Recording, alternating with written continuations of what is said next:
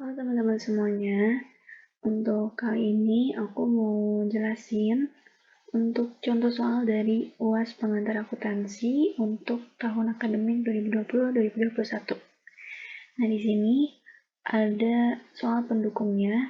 Nah, di sini tuh ada neraca saldo dari DF Barbershop. Nah, di sini tertulis bahwa di sini tuh dalam hitungan ribuan rupiah ya teman-teman. Nah, di sini kita bisa lihat ada banyak akun seperti kas, berutang usaha, asuransi diberi muka yang totalnya untuk neraca saldo ini sebesar 154.600, baik di debit maupun di kredit ya teman-teman. Nah, di sini untuk pertanyaan pertama itu yang pertama adalah membuat jurnal penyesuaian, dan nomor yang keduanya itu adalah membuat neraca lajur atau worksheet.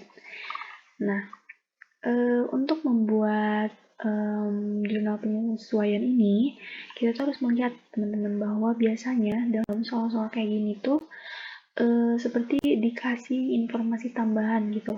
Nah, seperti untuk saat ini ada 4 informasi tambahan, ada 4 poin.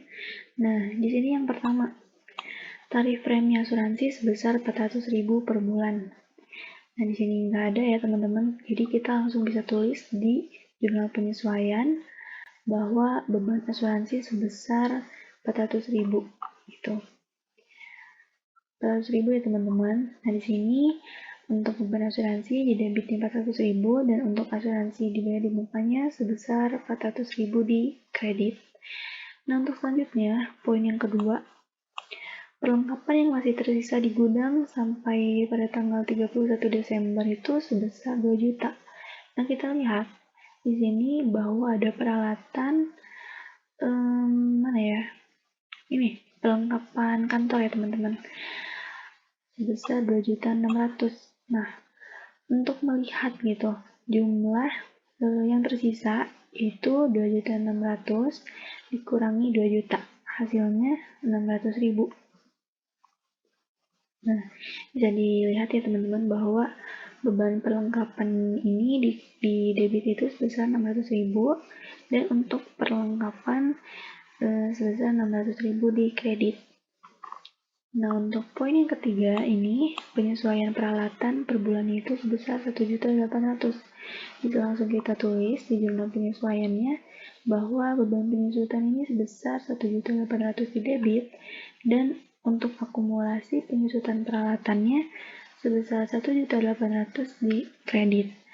Nah, untuk yang terakhir yaitu bunga yang masih harus dibayar oleh perusahaan DF Barbershop ini sebesar 1 juta.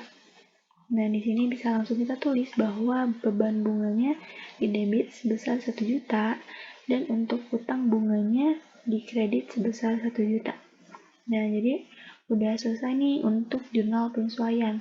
Nah, apa saja sih yang harus ditulis di jurnal penyesuaian ini sesuaikan pada soalnya teman-teman.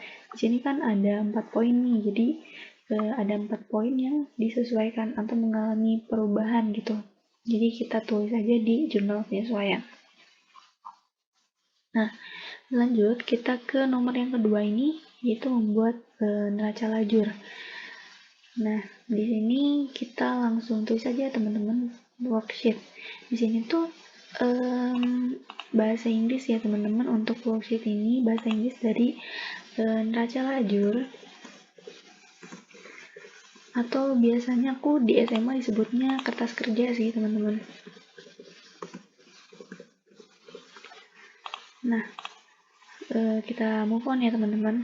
Nah, di sini bisa kita lihat bahwa ini tuh terdiri dari trial balance, ada adjustment, trial balance, ada income statement, sama balance sheet.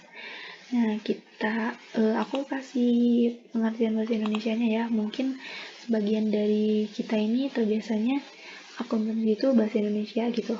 Nah, biar kita bisa sama-sama tahu dengan dua bahasa, aku mau tulis untuk di trial balance ini sama dengan neraca saldo ya teman-teman. Nah, Kemudian adjustment ini adalah jurnal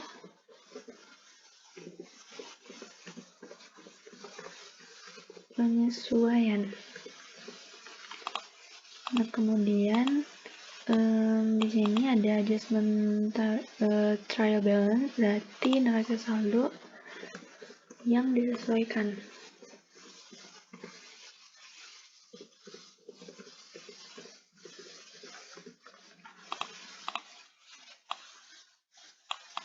Kemudian ada income statement atau biasa disebut sebagai laporan laba rugi.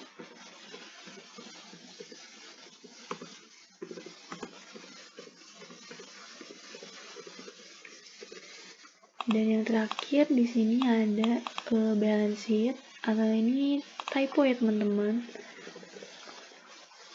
Harusnya gini. Nah, apa ini balance sheet ini? Berarti neraca. Istilah bahasa Indonesianya neraca.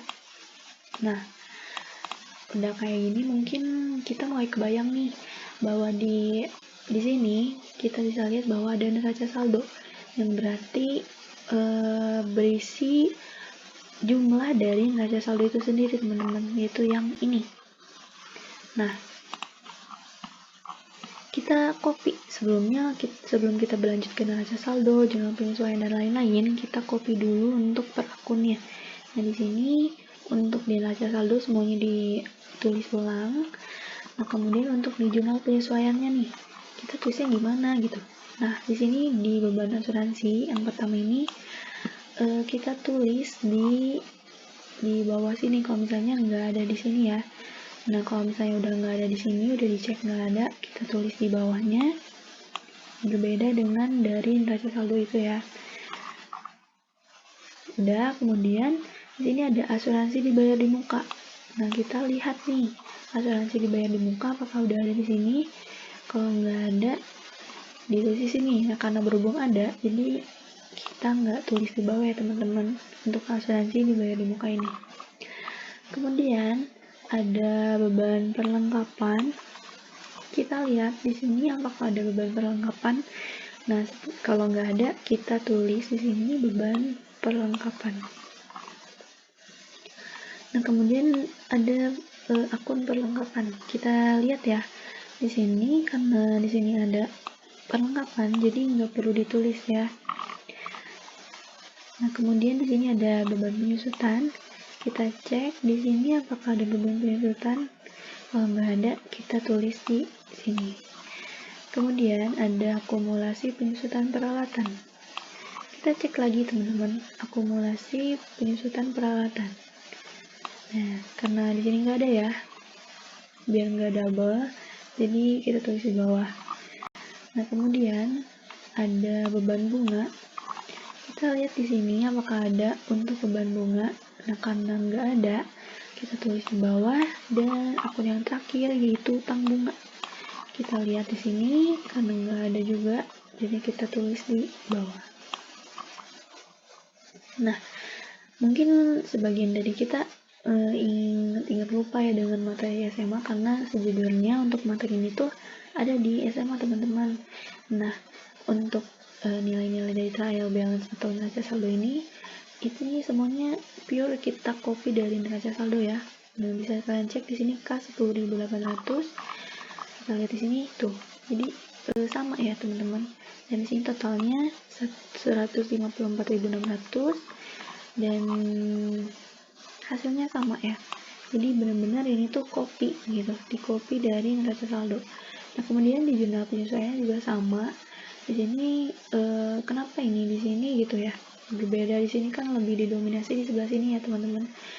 Nah, karena ini untuk akun asuransi dibayar di muka ini termasuk dari akun yang ada di sini tuh 400.000 kan. Nah, jadi kita tulis ulang nilai-nilainya, kemudian dijumlahkan, hasilnya harus balance ya teman-teman, karena akuntansi ini nggak jauh dari balance dan tidak balance-nya gitu. Nah, karena udah balance, kita move on ke yang selanjutnya, yaitu neraca saldo disesuaikan. Nah, ini maksudnya gimana nih?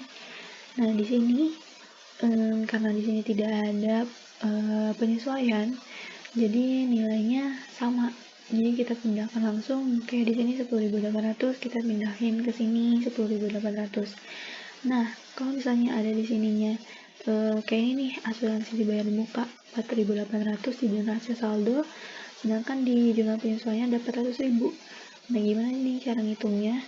Nah, karena di sini 4.800 di debit, otomatis neraca saldo di sini tuh akan terkurangi dengan nilai yang ada di jurnal penyesuaian. Jadi 4.800 ini dikurangi 400, hasilnya 4.400. Karena di sini untuk akun peralatan ini nggak ada penyesuaian, jadi langsung di copy ke sebelahnya.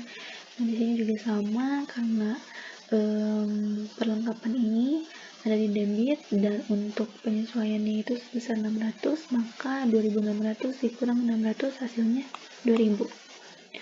Nah, selanjutnya nggak ada lagi penyesuaian, langsung dipindah-pindahin, karena yang penyesuaian ini ada 4 ya tadi. Nah, kemudian untuk hasilnya ini disimpan di neraca saldo yang disesuaikan ini tuh.